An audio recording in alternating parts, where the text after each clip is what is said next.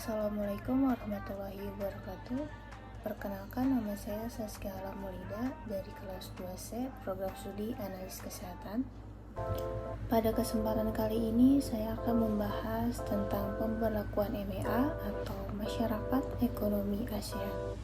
Masyarakat Ekonomi ASEAN atau MEA atau AEC Asian Economic Community merupakan realisasi pasar bebas di Asia Tenggara yang telah dilakukan secara bertahap mulai KTT ASEAN di Singapura pada tahun 1992. Tujuan dibentuknya Masyarakat Ekonomi ASEAN atau MEA untuk meningkatkan stabilitas perekonomian di kawasan ASEAN serta diharapkan mampu mengatasi masalah-masalah di bidang ekonomi antar negara ASEAN. MEA adalah istilah yang hadir dalam Indonesia, tapi pada dasarnya MEA itu sama saja dengan AEC atau Asian Economic Community. Tantangan pemberlakuan MEA.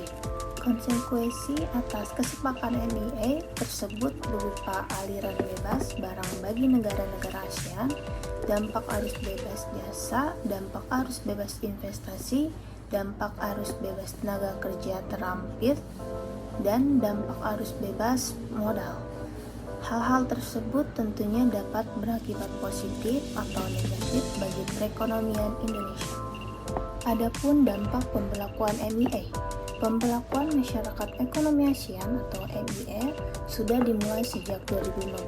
Sejak saat itu, program yang jadi bagian kerja sama dengan negara-negara di kawasan Asia Tenggara ini memunculkan banyak pertanyaan.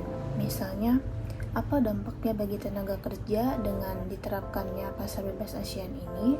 Selain itu, mampukah kualitas produk dalam negeri bersaing dengan kualitas produk negara-negara ASEAN lain? Bila dilihat dari sisi positif, peluang akan terjadinya hal tersebut bisa jadi win-win solution atau sama-sama menguntungkan. Sebab kesempatan tenaga kerja terdidik dan terampil Indonesia untuk bekerja di negara lain dalam kawasan regional Asia juga sama tingginya. Dengan adanya MEA, tenaga kerja terdidik serta terampil Indonesia punya kesempatan lebih besar dengan tenaga kerja dari negara-negara ASEAN lainnya. Contohnya, bila dokter dari Singapura atau Malaysia bisa masuk Indonesia, sama halnya dengan dokter dari Indonesia yang juga punya kesempatan yang sama untuk bisa masuk ke negara-negara tersebut.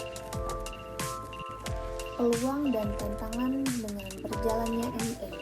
Sehubungan dengan berjalannya MEA, muncul pro dan kontra yang terjadi di Indonesia, terutama yang menyangkut masuknya tenaga kerja atau terdidik dan terampil di pasar dalam negeri. Keresahan ini dinilai wajar. Pasalnya, adanya MEA memungkinkan tenaga kerja untuk profesi tertentu seperti pengacara, dokter, atau profesi dengan standar pendidikan tinggi lainnya berkarir di Indonesia.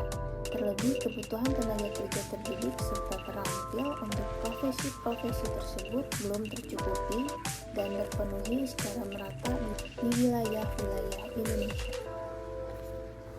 Selanjutnya, ada beberapa dampak positif dan negatif MEA bagi Indonesia.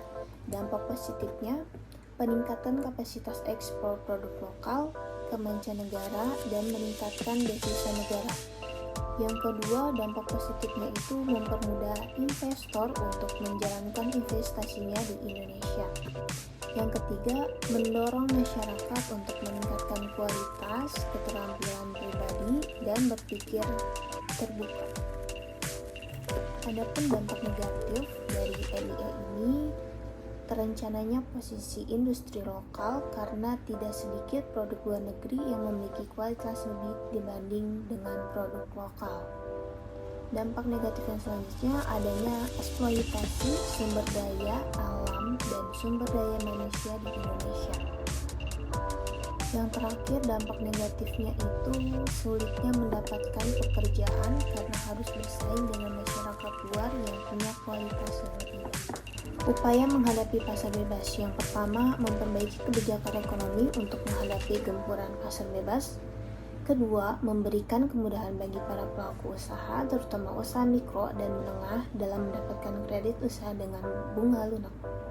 Yang ketiga, adanya seleksi yang cukup ketat saat pemeriksaan barang masuk di pelabuhan.